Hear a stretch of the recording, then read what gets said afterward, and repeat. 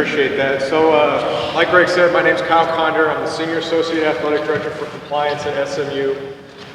Like he said, basically my job is to make sure that the school, our athletic department, knows what the NCAA rules are, that everybody's following the rules, that we're monitoring to make sure that those rules get followed, and that we report instances where the rules are not followed. Okay, so today I'm just going to do a quick primer, some stuff that I think is really important for you guys to know, like Greg said. We'll hit on two key areas. The first one is kind of this initial eligibility. So what stuff do you need to know as you prepare to go to college? What kind of classes do you have to have as a high school student when you're getting cleared by the NCAA's Eligibility Center? And then the second part that we'll talk about is how does the recruiting process work? And we'll go through a guide or a chart that kind of maps out what's permissible as you progress through high school, okay? And like Greg said, a lot of this stuff has already impacted you because it'll get tied up in things like official visits, unofficial visits, what classes have you taken, when can you take those classes, how do they count, and the like, okay? For purposes of show and tell, this is the NCAA rulebook, okay? It's over 400 pages long. What I tell our coaches and student athletes when I meet with them is that the NCAA has a rule for everything. As a matter of fact, when Greg called me and said, hey, can you come out and talk to the guys and just kind of give them a primer, I had to double check to make sure I could actually come talk to you guys. And so there's an interp on these rules that says I'm allowed to come talk to you, but it's not just a foregone conclusion. It wasn't just as simple as I get a call from your coach and I can come out here and talk to you, okay? So with that, let's jump into that packet I handed out. The first thing on there, that cover sheet, is a checklist. It's a kind of a guide map of things that you can go through. And again, if you're class of 2015, certainly if you're class of 2014, a lot of this stuff you can jump into right now, okay?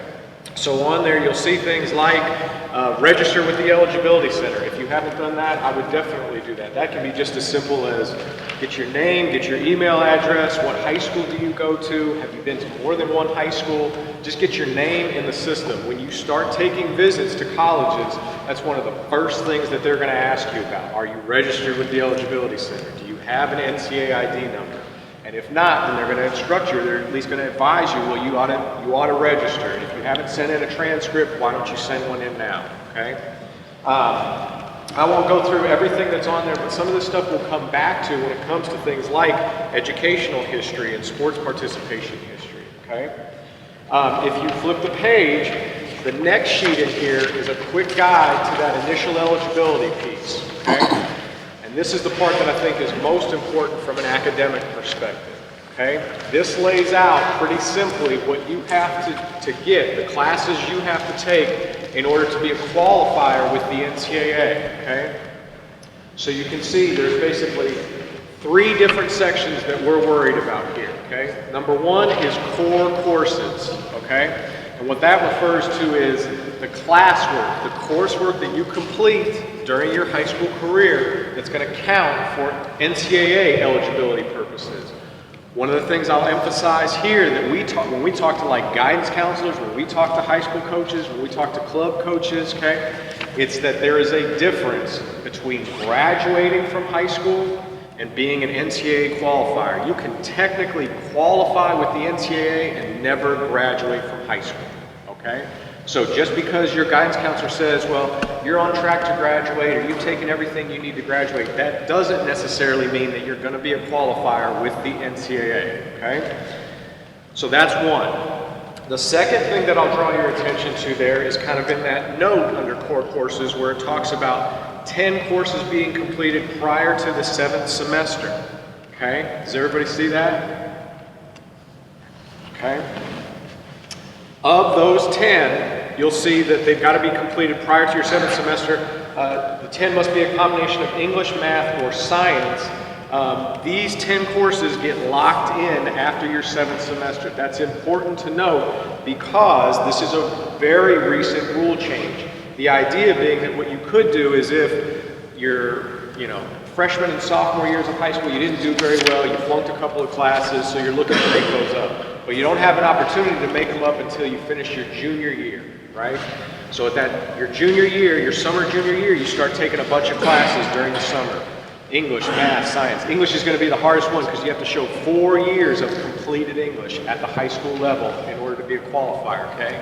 So this rule change basically says that whatever you look like after that 7th semester, that's who you are, okay? And you can continue to take classes in English and math and science, but after that 7th semester, you're locked in, okay? So we'll know very early on, and college coaches will definitely know very early on, are you going to qualify or not? Okay, so that's the thing. If you're in 2015, I would say it's very important to be on your P's and Q's right now. Okay, you've got to know, what am I taking, what counts, am I getting the grades I need to have this class count? Okay, am I in the classes that I know will count?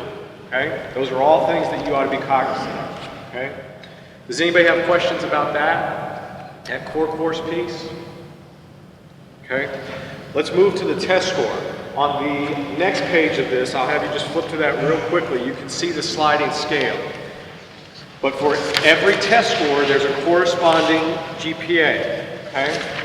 So if you go take the ACT or SAT, okay, you'll be able to tell, you'll know what test score do I have to get to be a qualifier, okay? The thing to know about a test score is, well, I guess a couple things. The first one is, when it comes to the SAT, the NCAA is only going to look at the first 2 parts, which is critical reading or the verbal section and math. So there's a writing section on the SAT. It is not scored by the NCAA. They don't care about that. Okay, so that score will never be included in your qualifier status. Okay, when they're looking at you. Yes, sir. What's the perfect score you get when you do math and reading? 1600. Okay, so 800. 800 and 800. Gotcha. Okay. And the worst case scenario, what's the bottom level qualifying the NCAA test score? I believe it's 800. It's on this sliding scale. You're really putting me on the spot, Coach. I beg your pardon. If you have a 3.5 GPA, you can get a 400. If you have a 3.5 GPA or higher, you can technically get a 400 on the score, on your SAT. That's Combined. 200. That's right. That's right. I would say probably, yes, sir. You guys, the one thing that he said, and I don't know if you caught it, was your GPA. He said your core GPA. He didn't say your GPA, your core GPA. So make sure you understand that. Some of you walk around and go, well, I got a 2.5 GPA. Well, you got a 1.6 core. That's the difference, okay? I just want to make sure. It's a great point, and it's an important one because, like Coach says, if you start looking at things like, well, okay, how did I do this year? Well, I got a D in English, and I got a C- in math, and I got an F in history, but I got an A in PE, and I got an A in weightlifting or something like that, right? Well, PE and weightlifting aren't going to count. They're only going to look at English, math, science, if you took foreign language, that kind of thing. And that's where, like he's saying, you look at that GPA requirement, that's your core GPA, okay? So again, that's another difference, like we talked about the difference between meeting NCAA requirements and graduation. Okay, it's the same thing here, where your high school GPA may not be your core course GPA, okay? But for every test score, there's a corresponding GPA. So once you take your test and you find out what you get, then you can look and see, well, what kind of a GPA do I need to have, okay? Yes, sir. So do colleges not look at classes that aren't in core? Coaches probably won't.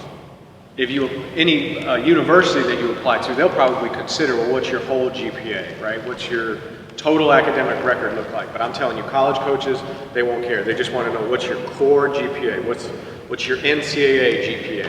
That's all they want to know. Yes, sir. Once you qualify on the sliding scale, is there another requirement to get in the university where you want to play at, or once you qualify, you're fine? It depends on the school. Some schools will say, if you're an NCAA qualifier, we'll admit you.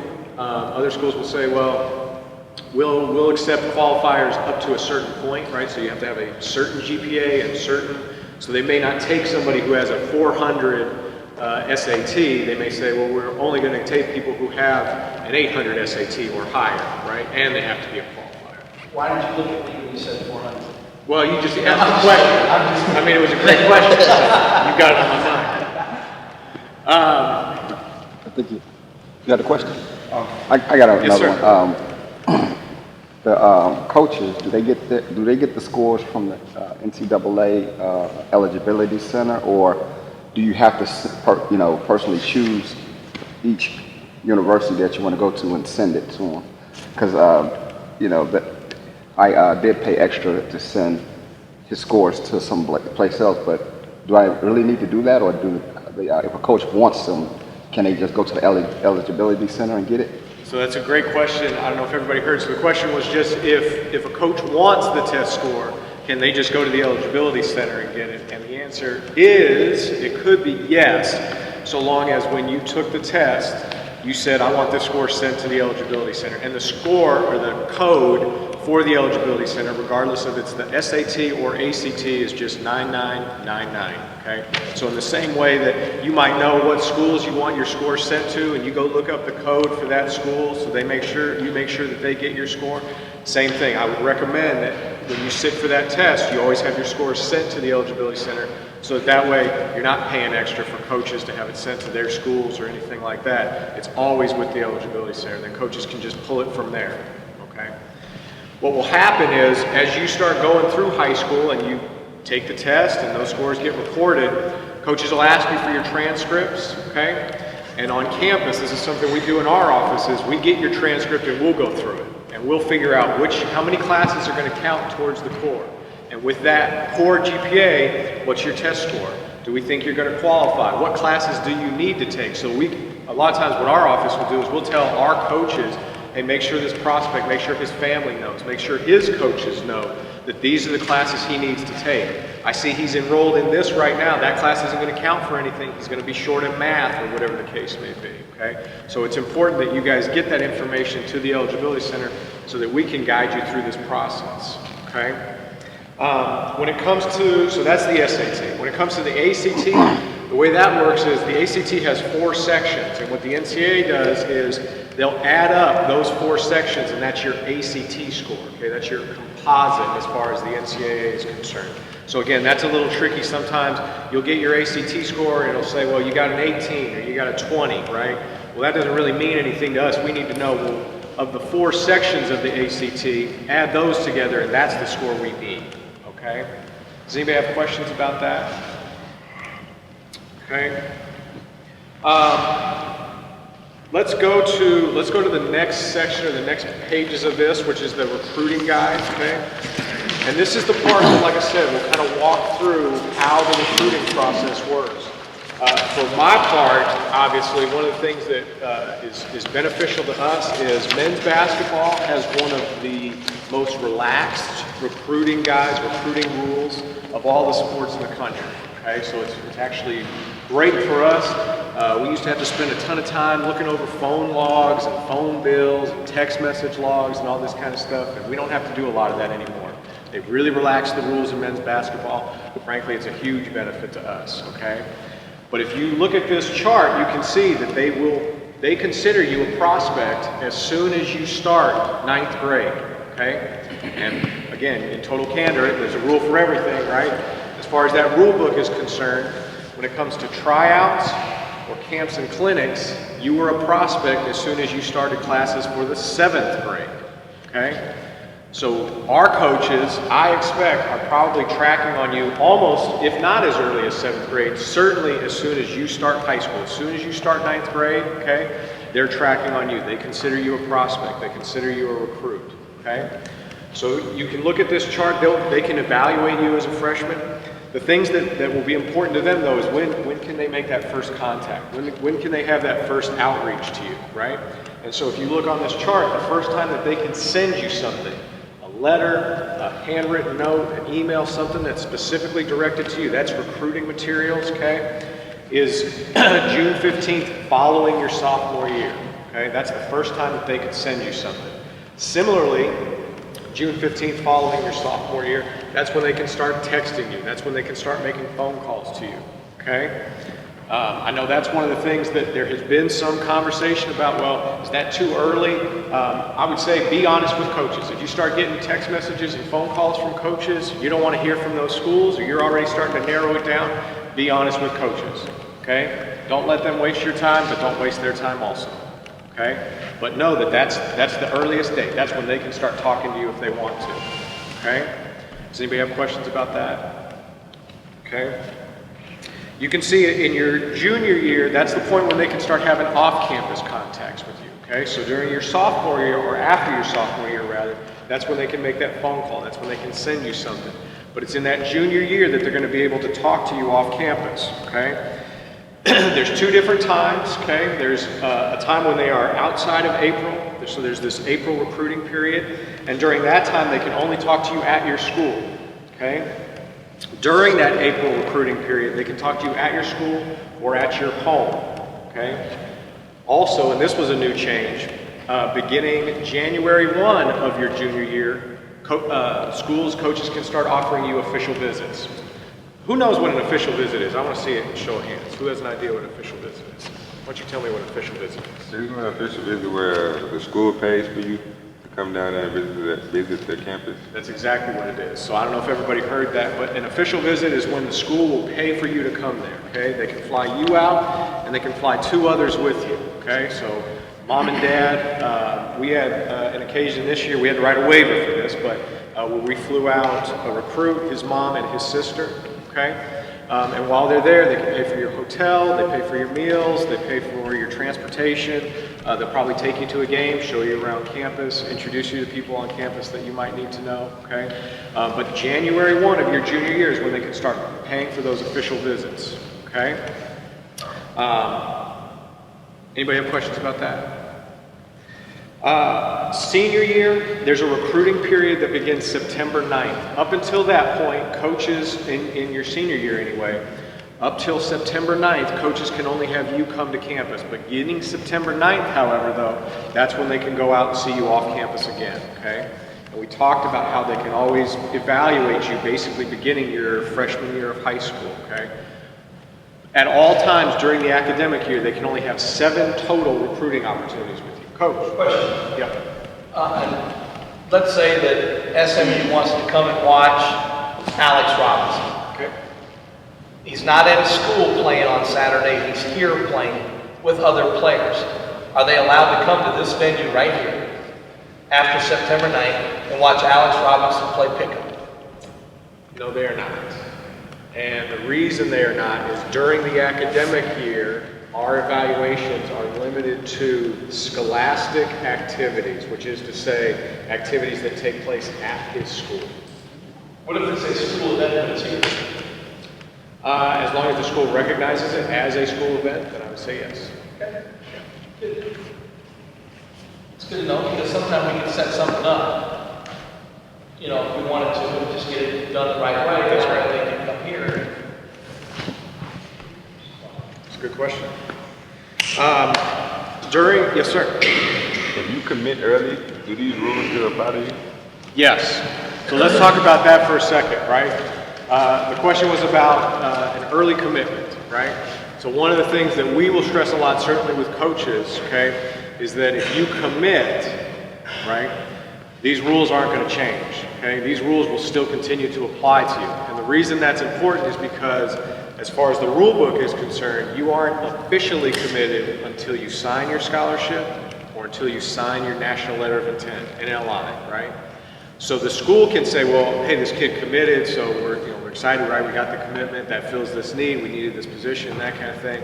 So as far as they're concerned, and maybe as far as you're concerned, you're off the market, right? But these rules aren't going to recognize that. These rules will only say you are committed at the point that you have signed your scholarship. Okay?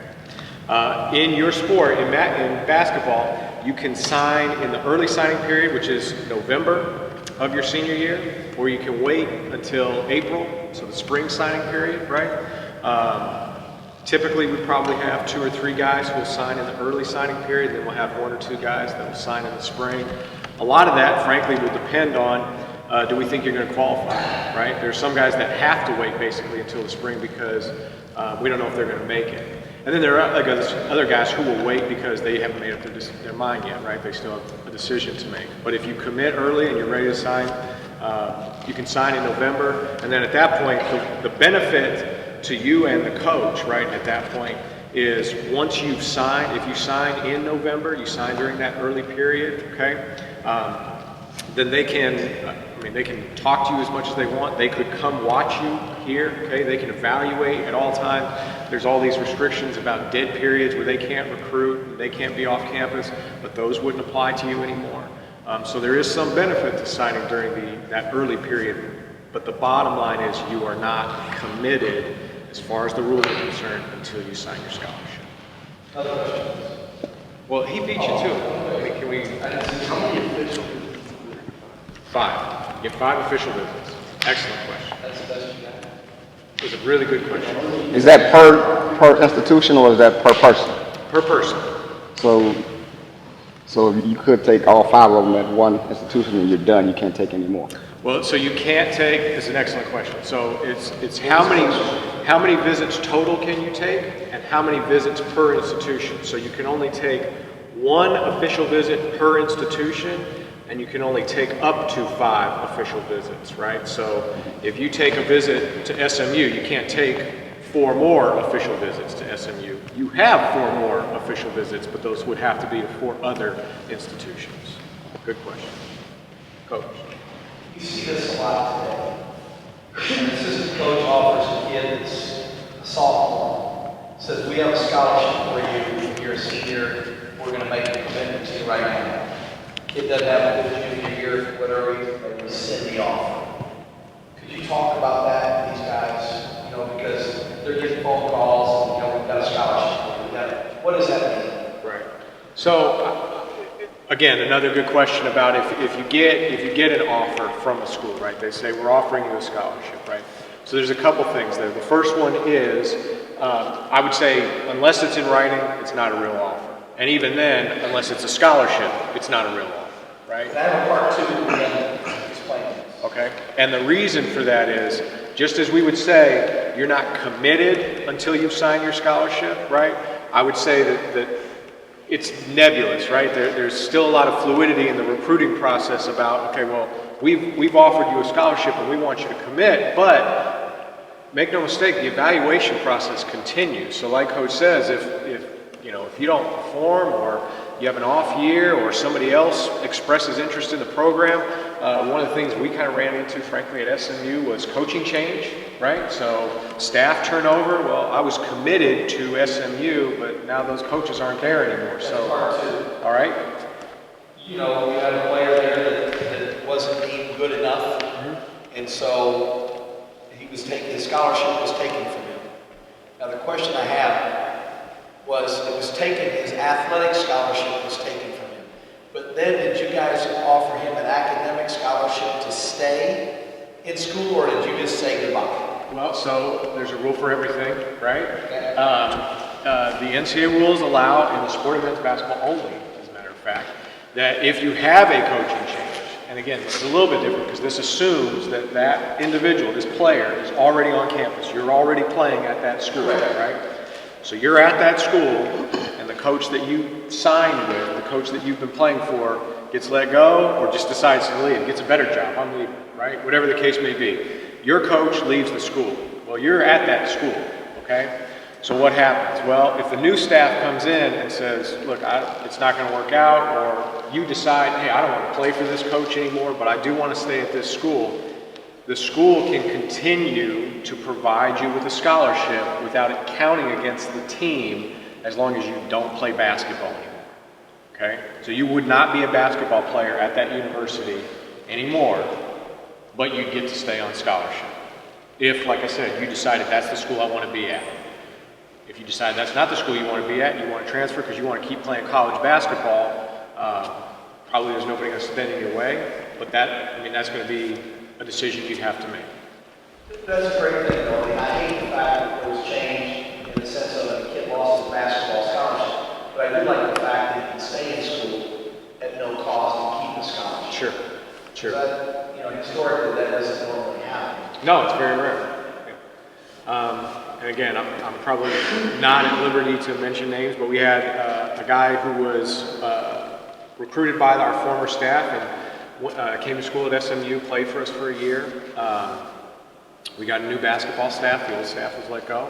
And he has stayed at SMU. He's going to graduate, and so he'll be eligible to play immediately at his next school because he decided, I'm going to sit out this year. I'm going to basically sit out at SMU. I'm not going to transfer anyway, but I'm close enough to graduation where I'll just do that here. I'll graduate from SMU, and then I'll be able to transfer and play somewhere else immediately. So it's a possibility, but I think the thing to be taken from this type of conversation, this type of dialogue is, one, there's a rule for everything, and if you're unsure about something, you've got to ask a question, right? It's okay to not know what happens next or what the future holds, but you've got to come forward. You've got to ask questions, okay?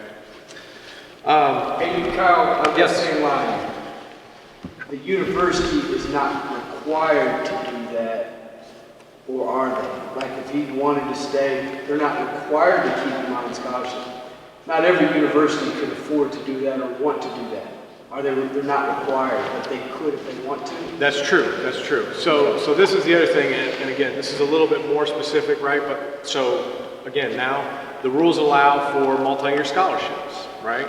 And I don't know if that has kind of entered you guys' conversations at all, if coaches have started talking to you guys about that at all. But it used to be that schools could only offer you a one-year scholarship, right? And every single year you get that scholarship renewed. Now, if the schools want to, they can offer you up to, frankly, a 5-year scholarship because you get 5 years to play 4 seasons, okay? So if they wanted to, they could offer you a 5-year scholarship, multi-year scholarship, right? But if you don't sign a multi-year scholarship, if you are on a 1-year scholarship, okay, like I said, that scholarship is renewable every year. So if the school wanted to, after year 1, say, look, it's just not working out. You know, maybe you have some classroom problems. Maybe you have discipline problems. Again, there are some schools that I would say just decide you're not good enough. So we're not going to renew your scholarship. We will help you find a new place to play, but it's not going to be here. That's a possibility. Again, that exception that we talked about that would allow, if you have that coaching change, that would allow you to stay there is a nice exception for that reason because it allows the school a way to continue to pay for your scholarship without inhibiting the new staff, right? But it's very possible that you could be at a place where, hey, if they're highly competitive and the new staff comes in and they just don't want you there, just not renew your scholarship. It's very real. Yes, sir. If you would have signed a 4-year contract, like let's say you signed a 4-year contract and you had chances to go to the league your second year, do you have to stay at the school all 4 years? No, you do not. You can still leave. Could you come back and finish your other 2 years? Spell that out. Go a little bit further with that. Like, you know how you did 2 years and you went to the league? So you signed a 4-year contract, so could you come back to school and finish your other 2 years? You could not come back and play. Or to do the finish your school? Academically. You could finish school, right. The school, you could come back to finish your degree, but you'd be ineligible to play basketball. Question for you also about that, like, Scott Boswell goes to SMU, stays 2 years, stays 3 years, leaves to go to the NBA, but he wants to come back and finish his degree. Who pays for that? Generally, the athletic department will pay for that. They'll take care of it. Yeah. And I would tell you, and again, we're getting into some pretty high-level stuff at this point, but a big part of that is because every school has to report out on academic progress rate, okay, APR, right? And so the idea there is show how many of your student athletes, how many basketball players who you signed to a scholarship who came through your program were eligible, stayed in school, eventually graduated. The goal of that program is to show how many of your guys graduated. So it's in the school's best interest if you decide, well, I'm going to leave, I'm going to go play ball for a few years, and either it doesn't work out or you get hurt, or you decide I want to come back to school, right? Maybe you can do that during the off season or something like that. The school would probably pay for that just because it's in their best interest to see you graduate. It's good. Okay? Thank you. Any other questions about that? Okay. I won't belabor the sections on, other sections on that recruiting guide. I think the other thing I wanted to touch on with you guys is one of the things that Greg and I talked a little bit about was just some like frequently asked questions, things that we seem to get pretty regularly. So one of the things that I wanted to highlight for you guys is when you guys move forward and you guys are getting into the point of picking a school, signing with somebody, going to that school either in the summer or in the fall. We have all of our basketball guys are on campus right now. Okay, so they're already here for summer school, right? But as you go through that process, one of the things that you'll go through is the eligibility center, right? And they'll ask you a lot of questions about not only your academics, but also your amateurism, okay? And the big thing there is that sports participation history. Again, I think it's referenced on the first page of this packet I handed out, okay? And so it's important as you guys play out your high school seasons and seasons with the Titans here, right, that you keep track of, okay, well, how many tournaments did I play in? Where did we play? And who was on the team, okay? I think it's important that you keep track of whether you made official visits or unofficial visits, right? I'm going to read some sample questions we actually just got from one of our guys who came to campus, and like I said, is on campus right now, signed with us last year, so he'll be a freshman for us this year, and the Eligibility Center said, well, we need him to answer some additional questions, so I'll read through these. These are just to give you an idea of the kind of stuff that they're going to ask you about, right? Please give your full and complete legal name, as well as any names or nicknames you commonly go by when playing basketball. And the example is, let's say your name is Anthony Johnson. Well, do you go by Tony Johnson? Or do you go by AJ Johnson? Okay? So that would be a sample question.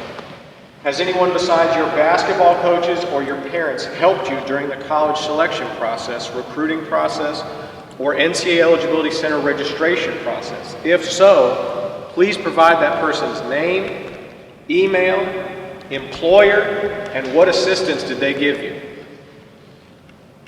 Have you or a member of your family ever been contacted by a sports agent or a sports agent representative, or anyone associated with or claiming to work with a sports agent or a representative about becoming a client? If so, provide that person's name, the date that they first contacted you, the agency that they represent, and that person's contact email or phone number.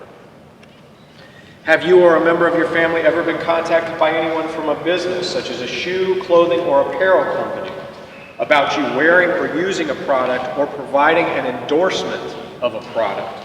If so, provide that person's name, the date that they contacted you, the name of the company, and their contact information. For all official and unofficial visits taken during the recruiting process, please provide the following information: the school that you visited, the date of the visit, whether it was official or unofficial, who paid for the expenses, travel, meals, transportation, hotel related to that visit. If it was not paid for by your parents, list the name, contact email, and relationship to you of any individual who was involved in paying for those expenses. Was that visit scheduled around other events, such as an AAU game, a family vacation, or some other event? Did anyone besides your parents or siblings accompany you on your visit? If yes, provide that person's name, contact email, and relationship to you. And then it includes a little disclaimer at the end that says, NCAA rules require you to provide full and complete information. Failure to provide truthful information may jeopardize your eligibility. Yes, sir. I want to take, let's say, Antonio McKenzie on an unofficial visit to SMU. I'm not his dad, mom, or brother. I'm his AA basketball coach on an unofficial visit. Am I allowed to do that? I would say yes, but I would say it would need to be, in the context of that relationship, right? And I'm only classifying it that way because, again, there's a lot of scrutiny, and these questions kind of indicate, right, on what's the nature of that relationship? Why are you there? Is it just to check out campus, or do you have some other motive basically for being there, right? So again, I just, it's in your best interest, it behooves you, right, to be mindful of where am I going to visit, who's coming with me, why am I there, right? We meet at schools and all say, bring your kids on campus. Sure. So if I want to put 4 or 5 of them in a car and drive down to Texas, spend the afternoon, let them see the facilities and come home, not a problem. I agree. If you go to a college game, is that considered an unofficial visit? Generally, no. From our perspective, let me clarify that. It could be considered an unofficial visit because you're there on your own expense, right? It's your dime or coach's dime, right? Who got you there, okay? But I would say that if you are being recruited by that school, okay, and you've been invited in the way coach describes, hey, we'd like you to come down to this game. It's a big rivalry for us, or this is the biggest game of the year, or we're hosting a number of other prospects that weekend. We want you to come down and just check it out, okay? Again, if I were you guys, I'd make a note of that, right? We're going to the SMU Army football game on November the 21st. It's not during a recruiting period, but we want to come for an unofficial visit. We need 4 tickets, or 3 tickets. I'm bringing 2 players and myself. How does that, is it a violation for you to provide a football ticket for Alex and DJ and myself? No, it is not. No, it is not. That's So if I drive down, they use, get in my car, use my gas, not a violation. not a violation. Okay. Does anybody have any other questions for me? Okay. Well, I'm not going to take up any more of your time. Yes, sir. If you sign and commit and it's early and like you start like not playing good, can they back out of you even though you already signed it? No, they cannot. Yeah, okay. Can you back out? Yeah, can you decommit after you sign?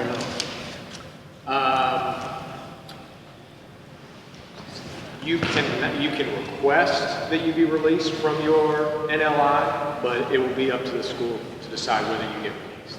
Sean Cooper might have that. What's the difference between signing your scholarship and signing the NLI?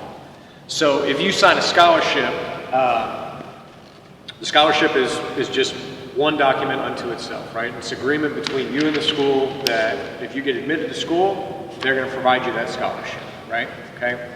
The NLI is basically an additional level. So that says that, I guess first you cannot sign an NLI without a scholarship. So an NLI comes with a scholarship, but it's a binding agreement between you and the school. It's totally reciprocal, right? That you have agreed to go to that school and that school has agreed to come to you, to have you come to school there. In addition, it basically tells all other schools you're off the market, okay? Cannot be recruited anymore. So that's the biggest difference. If you just signed a scholarship with a school, you could technically sign scholarships with as many schools as you wanted to if they were all offered to you, and then pick the school that you wanted to go to. If you sign an LI though, it's you saying to that school and that school saying to you, we've made a reciprocal agreement and nobody else can be involved from that point forward. Last question for me. I'm a really smart kid. I have a 4.2 grade point average. I'm going to sign an academic scholarship at SMU to play basketball. I'm not going to sign a basketball scholarship just because maybe I don't know how long your coach, let's say your coach is a hot commodity and all of a sudden he gets hired and he goes and becomes the coach at Duke. If I sign an academic scholarship, can I walk away from that academic scholarship and go somewhere else? And play immediately? Yes. No, Even though I signed an academic it scholarship? doesn't matter. You still have to sit. Now that new school, your next school could write a waiver and say, look, he wasn't on athletic scholarship at the previous institution, he's a good student, maybe there's some other mitigation about closer to family, or whatever the case might be, but the general rule is if you are a basketball player and you're transferring from school A to school B. Well, I'm just like, you signed me out of high school, Right. I'm going there and all of a sudden he gets the job at Duke, he's not there, it's August, what am I going to do? Okay, so I beg your pardon, I guess I misunderstood the question. I understood it to mean that you were already playing there. So I haven't come yet. Exactly. If you haven't started school there and you decide, okay, well, I was planning to go to school A, and now instead I'm going to go to school B, but I've never signed the letter of intent, Right. okay? Then yeah, absolutely, you can go play immediately. That was kind of what you said before, but I just kind of want to. Sure. Yes, sir? The GPA must maintain in college for their colleges to be eligible to play. So generally, you have to have, well, it will vary school to school, okay? After your first year, there's not a GPA minimum. Before you start your second year, you have to have at least a 1.8, okay? And the year after that, you have to have at least a 1.9, and from that point forward, you'd have to have a 2.0. SMU, a lot of schools are like this, where the floor GPA, the minimum GPA is always a 2.0, but that doesn't necessarily mean that you're ineligible. It just means that the school is, you know, concerned, basically. How many unofficial visits can you take? As many as you want. Yep. Hey, go ahead. I was going to say, I don't want to take up any more of your time. I appreciate you guys' attention today. If you have other questions, do not be bashful. You can always go through your coaches. You can contact our coaches. My contact information is on our website, smumustangs.com, and I'm happy to answer any questions you guys might have. Hey guys, I like to say,